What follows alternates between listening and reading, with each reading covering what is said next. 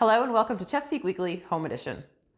Big news this week, we are taking off the masks.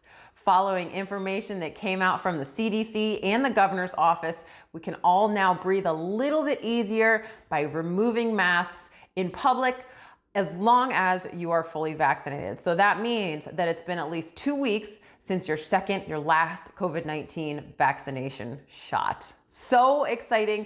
We definitely can't wait to see your smiling faces back in our city facilities. Now, of course, with this does come some changes to events and activities, most notably city council meetings. The public is now welcome back into council chambers for city council work session and city council meetings. The work session will stay in council chambers as it's been over the past year. Now we will be keeping the call-in option for now, but it likely won't be around forever.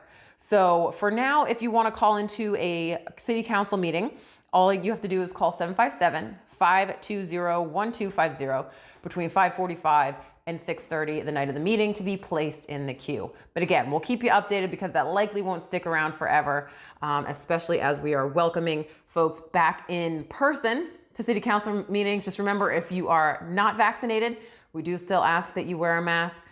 If you are 2 weeks past your last vaccination, go ahead and take that mask off. Really exciting. Any changes to other city department activities, we have made a little update on the cityofchesapeake.net/COVID-19 page. So if you have questions about, how to access services in other ways, you can go visit that. But really, in a nutshell, all essential city services are still available, and really they have been over the past year. Now, the only thing that might be different in some places is we do have a lot more telecommuters. So if you have a specific person you're trying to go see or a specific activity that you need to get done in person, it's still always a good idea to call ahead and make sure that that's available. But in general, all of our city services are available in person. So we're definitely excited about that. Now, if you want to join the unmasked crowd, there are still many opportunities to get your vaccination. And you can find an opportunity near you at vaccinate.virginia.gov. You can actually search for locations around your neighborhood in order to get your vaccine. And then we will be very excited to welcome you unmasked into city facilities 2 weeks after that second shot. Really exciting news. All right. Every year in May, we take the time to thank and appreciate our police officers and to remember those who have fallen in the line of duty with the Peace Officers Memorial Ceremony. Now, this service took place last week for this year, and you can watch it in its entirety on the Chesapeake Police Department's Facebook page. Now, you can also visit the memorial anytime that you're at the City Hall complex. It's located right between the Circuit Court and Courtyard Square Park. The ceremony is always very moving, and it's a good watch if you're interested. Again, you can find that on the Chesapeake Police Department's Facebook page. Well, it's National EMS Week, so we want to take the time out to send a special thank you to the men and women who truly do come to our rescue when we need them most. And a cool part of the job, honestly, is the training and the equipment, the actual ambulance that they get to drive and use. A lot of cool stuff comes along with being an EMS, and we sure are thankful that people stand up to do this really, really hard job. So we got to catch up with a couple of EMS workers from the Chesapeake Fire Department recently. Take a look. Every day when we come into work, we have to check our equipment off. We've got different bags for different emergencies, a red airway bag for breathing problems, this trauma bag for any kind of trauma, and a medical bag. We've got our cardiac monitor up here, and with these tools, we can handle any emergency that comes out. Do something, my arm's bleeding. Help, we've been shot. The training doesn't stop when you leave the academy. You get your certifications, but in order to be a proficient provider, you have to maintain them. We have regular continuing education credits that we have to go through. Our certifications need to be recertified every couple years, whether that's going through cardiovascular emergencies, different types of medical situations and whatnot, because we don't know what we're going to respond to.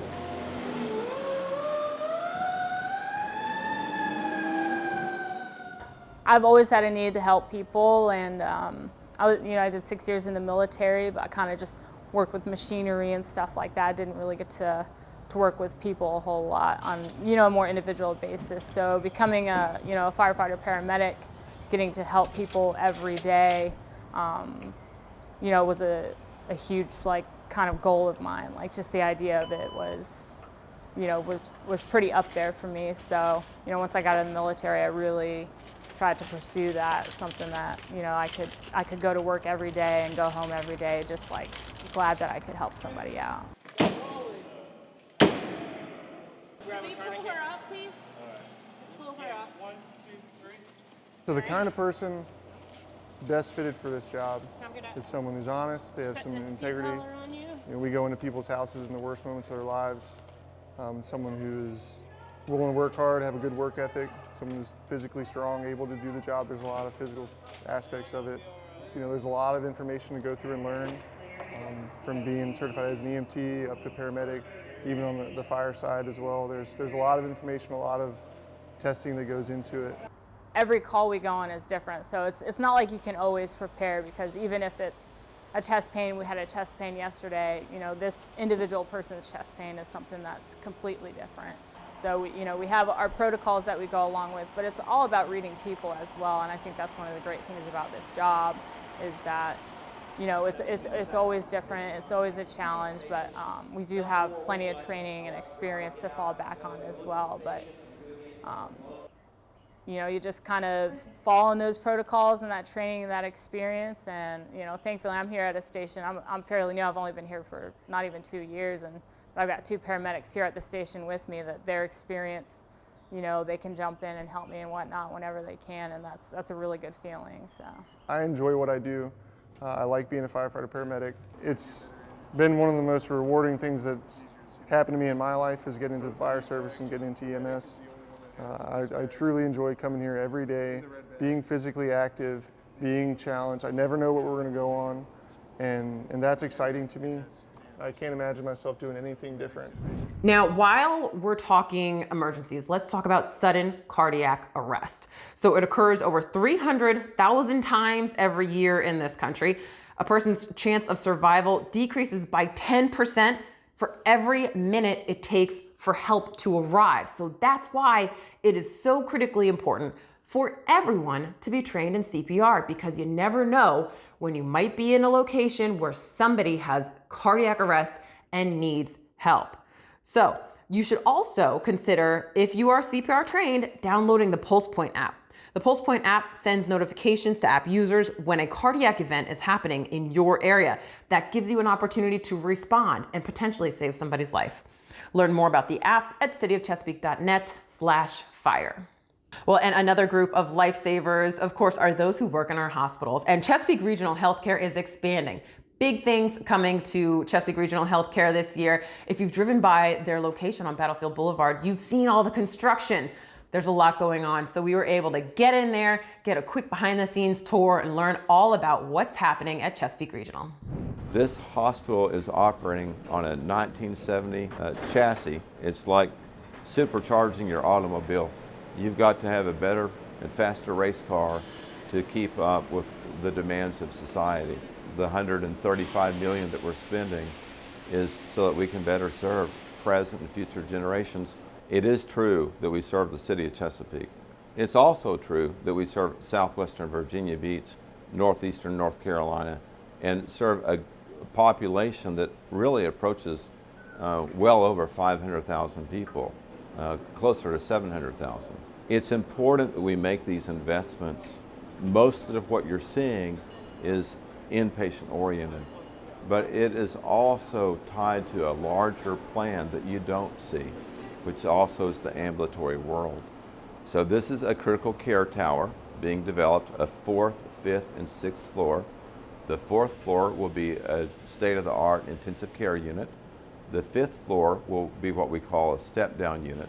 It'll have the same functionality as the 4th floor, so we could convert it to an intensive care unit if things like that have happened this past year with a wild swing of patients. And then the 6th floor would be what we typically call a telemetry floor.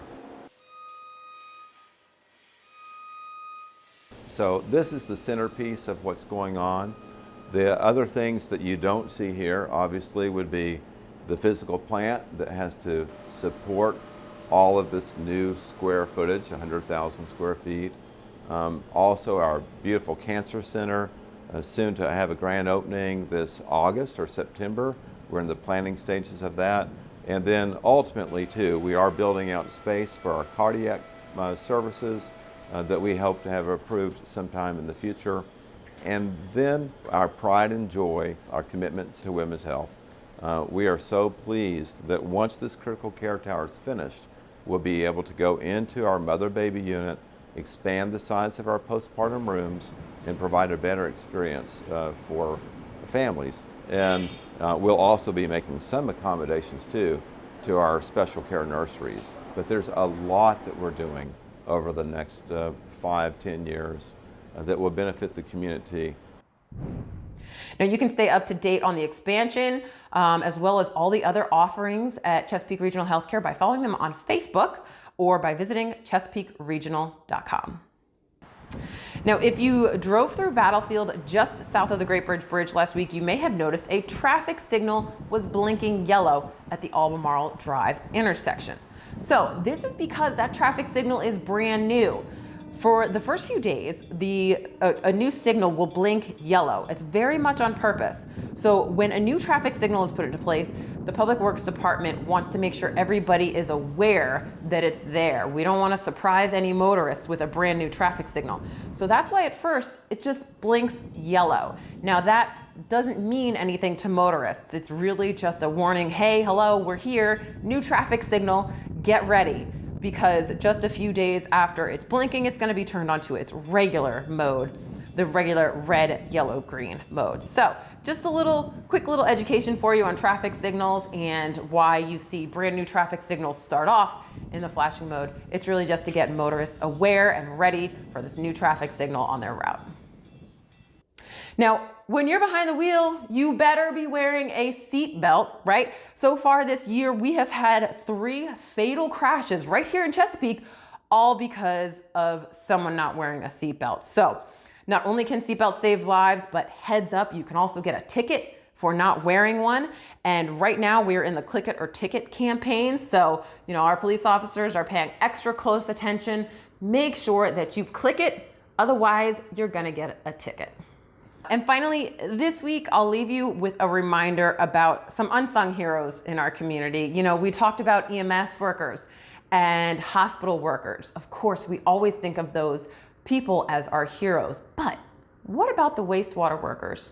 What about the folks who work at our water treatment plant? Those folks work around the clock to make sure that fresh, clean, safe water comes right through our faucets every day. And that really is such a critical job here in our community. And we're so thankful to have all of those men and women working for us. So I'll leave you now with a little video saying thanks to all those folks who keep the water running. I hope you all have a wonderful week. Stay healthy, and I'll see you right back here again next week. Water flows so reliably here in Hampton Roads, and it's time to thank the people who take care of our vast infrastructure of water and wastewater pipes. Every time we wash our hands, our dishes, our clothes, every time we take a shower, water the garden, play in the sprinkler, every time we drink a glass of tap water, let's raise it and thank our essential water workers.